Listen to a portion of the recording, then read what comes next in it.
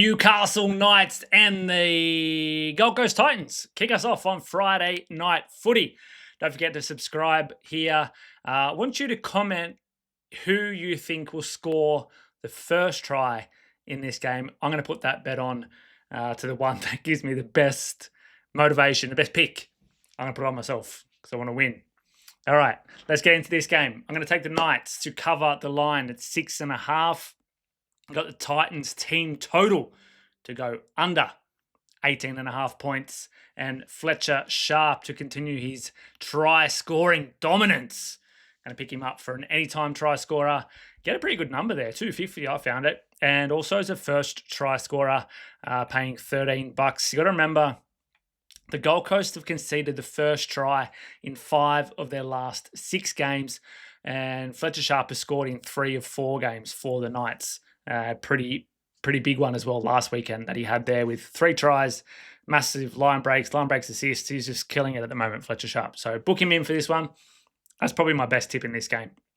All right. The Titans, their defense stinks. It's very, very stinky. They're last or second last in the major defensive stat lines, and effort and decision-making are just extremely poor for this team over the past few weeks. Newcastle at home, they're pretty solid. They've won 18 of the last 28 games and also 18-10 ATS. And that's back to the start of the 2023 season. So through this period of when they're having a bit of trouble scoring, they're still doing well at home, well enough to keep that advantage in the head-to-head, if you want to call it that, or the win-loss column.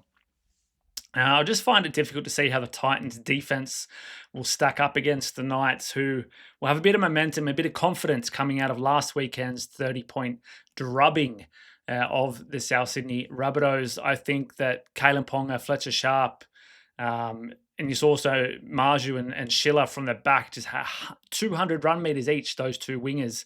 And they're just getting a lot more forward with their ball when they get the chances. And what teams have done to stop them over the past few weeks is getting up in their face, getting up and restricting Kalen Ponga from running or Fletcher Sharp from running. The Titans can't do that. If they run up, they expose massive holes behind them and around them, which the Knights will be able to exploit. So they're probably going to have to sit back in defense and try and force the hand of the Knights. But their centers, their wings, their spine, they're also good, and they will punch holes through this Titans outfit. On the other end of the scale, the Titans are averaging just 17.6 points per game in their losses this season, 6 of those. And you also look at the last 6 games they've played at McDonald Jones Stadium, all losses as well, and actually 17.6 points average there as well. So a pretty interesting number that it's matching up like that. The Titans, they will get back Jaden Campbell, which I think could possibly propel him a little bit on the offensive end. But the question is he underdone? Is he really ready to come back, or have they just kind of rushed him in because Weaver got concussed? We'll wait and see if Campbell can have make a difference in this team. Jojo Fafita back on the wing as well for the Titans. I just can't see it pushing the needle too much. I got Newcastle to cover the line. Titans team total under, Fletcher Sharp to score the tries.